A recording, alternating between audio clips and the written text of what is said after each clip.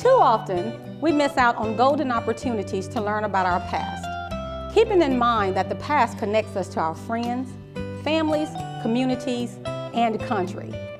The Baldwin County Commission and its Department of Archives and History is committed to preserving and sharing the history of this county. Today, we will interview and obtain valuable information on the life and legacy of the Honorable Commissioner Thomas Franklin Burt, Jr.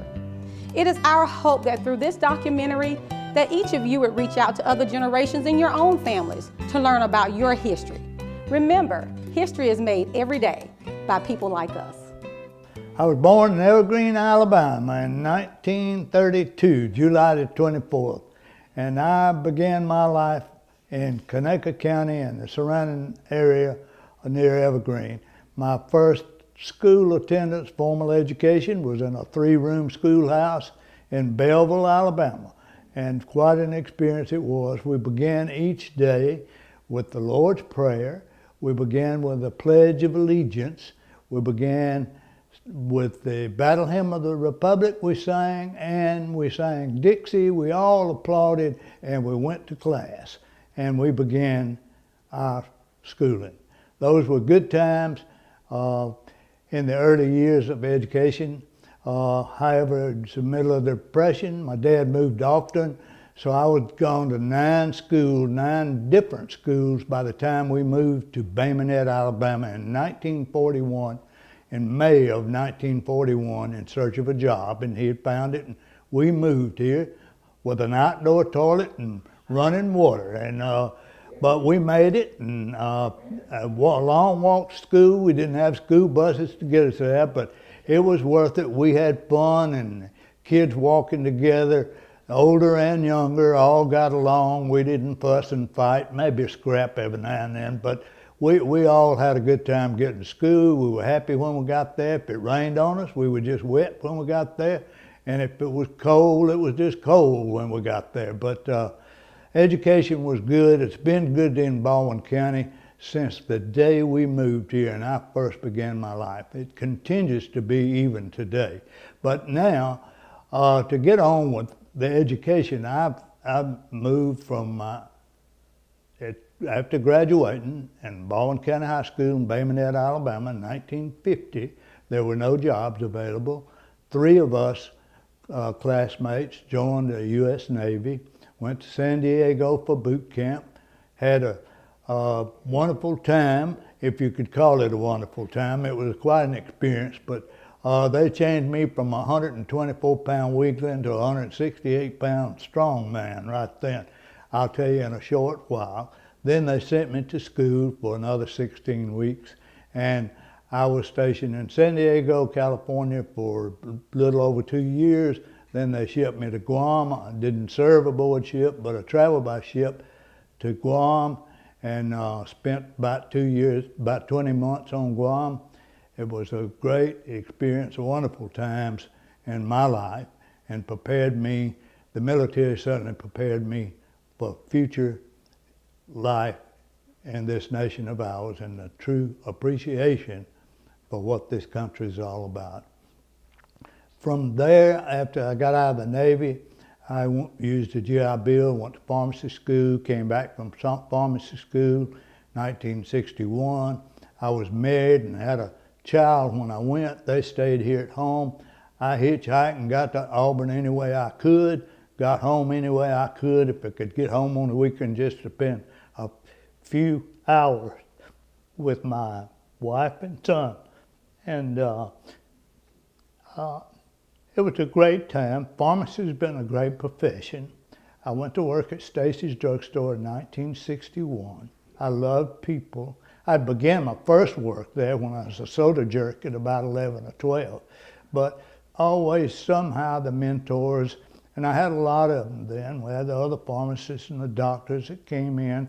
Then you had the judges over in the courthouse and others that would come and sit. And I didn't get off till we closed the store, so they sat back and talked and chewed tobacco and spit around the heater until 9:30. Then I left after they left.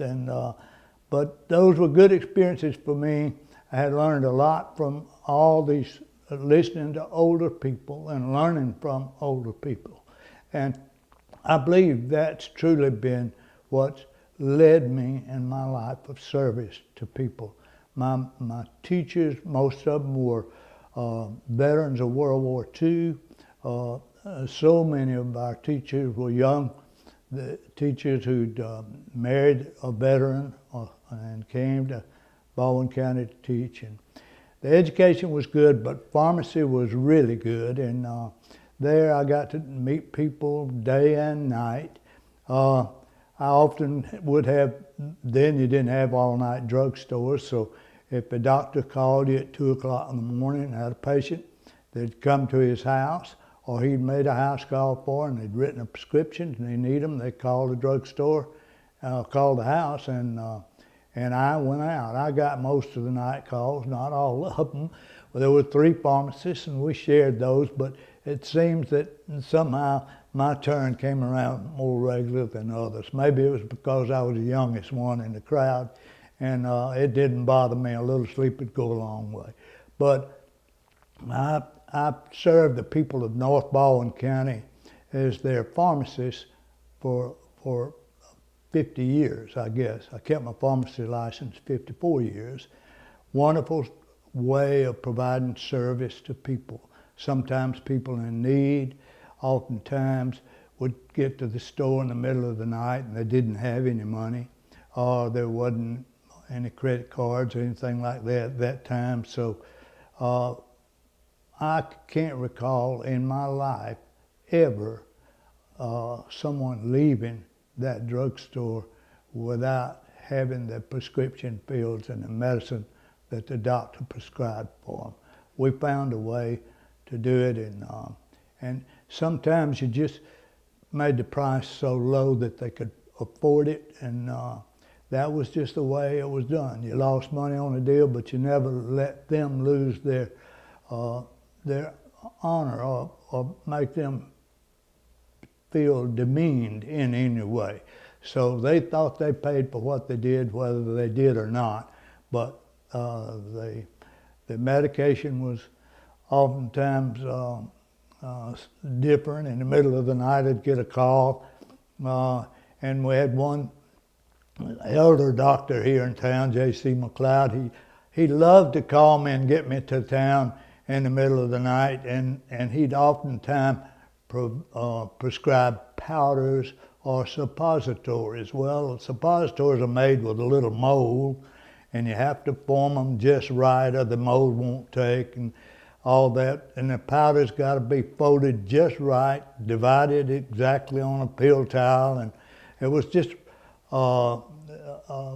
his way of seeing what I was made out of, I think. And Dr. McLeod and I remained close friends until his death later in life. But he was just a good mentor to me. My first remembrance of church life, and of course my church life and God in my life has been so important and what's led me throughout all my steps, I believe. My first attendance in church was at the First Baptist Church in Belleville, Alabama. That church still stands today. A lot of Burts are buried in that cemetery up there. It not only stands, but they still have church services there. It's the second oldest church in Alabama. And what a wonderful thing to have that much memory of good services and that. I wasn't didn't really know the Lord. I knew of the Lord, and I'd studied the Bible and I'd read the Bible, but I really didn't receive my salvation until I accepted Jesus Christ in 1955. Since that time, God took hold in my life and led me forward in service and helping others. And in doing that, God blessed me always. And when you I could say this, when you feel an urge or a need to speak or call a friend or touch or say something to them or say something in appreciation to a friend, I found in life that if you do, it's so meaningful to them. It's something you carry around in your heart oftentimes. I do. And you don't want to miss an opportunity, because if you fail to do it, the next time they may not be there. And they don't have to be in a nursing home. They can just be a friend that you know. That's what's guided my life. I have 2 children, a third one, adopted child, and that's been good for us and my wife. We kept foster children for many years. I've forgotten how many newborn babies we had in the home, but it was a way of serving, and Lord knows we had a loving home, and it was great for the children and great for me. Then in, I guess, May 6th, in fact, in 1988, my father died. And that's what led me to public service. But I've really found, I believe, I prayed about it deeply, what to do, because Baldwin County had been so good to the Burts. Or I felt that they had. God had been good to me, blessed me in so many ways that I couldn't even imagine or begin to tell you about. But he did. And so in 1988, my father died suddenly. He was an old guy, well, seemingly old at the time. He was 79, I believe. And he was still working hard. He was retired, but working hard, and he was going with a friend. They were going to buy some hay baling equipment at 79 years old, baling bales of hay. So imagine that. But he died suddenly, and that left an emptiness in me for something that I needed to do to give back more than I was doing, just church and pharmacy and some fishing and hunting. But never traveled much, never wanted to see the world much. We never took vacations. I think I took one vacation in my life with my family, and that didn't last but about 5 days, because we'd gone where we wanted to go, and it was Colorado, and we'd seen what we wanted to see, and we came back home. We saw a lot, we experienced a lot, and it was a fun trip, but I didn't want to do it again, and neither did my family. We love where we live. We love Baldwin County. We love the people of Baldwin County and this nation and this state. And that's not politics. That's just what's deeply instilled in me and my family. Then when my father died, I talked to a close friend, asked him, I'd like to do some public service other than what I'm doing. I continue to do what I'm doing. And he says, Frank, I know the perfect position is coming open, run for county commissioner. And he says, there's nothing to that job than you meet twice a month. You meet for about an hour, and that's it. And that dear good friend of mine just passed away this past week, and I was at the funeral for Joe Fuller, and moved right on then from that, and remembered there as I saw him, and hugged his wife and his kids and family. I remember Joe telling me, there's really nothing to this job. But it's a little more than Joe thought it was, but it's changed so much. Baldwin County, when I came into office, was 78,000 people. Now we got about 230,000 people.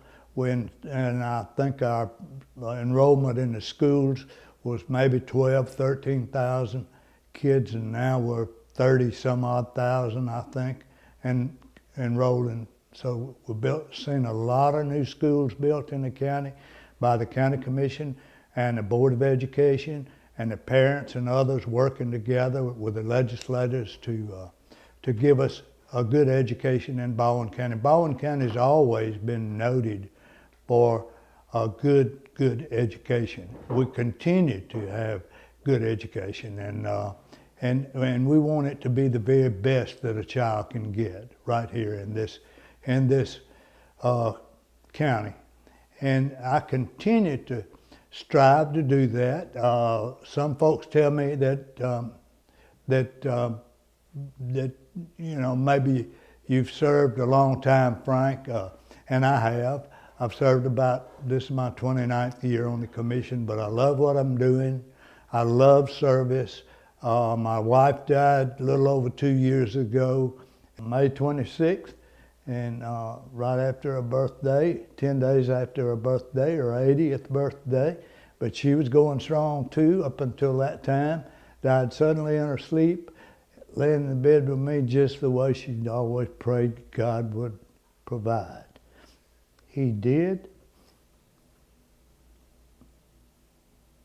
I woke up that morning, found her dead in bed, didn't know she was. She just appeared in perfect sleep and calm. Called her for the coffee because we'd had coffee together every morning. She wouldn't speak till she'd had the second cup, but we did, and when I called her and she didn't move, and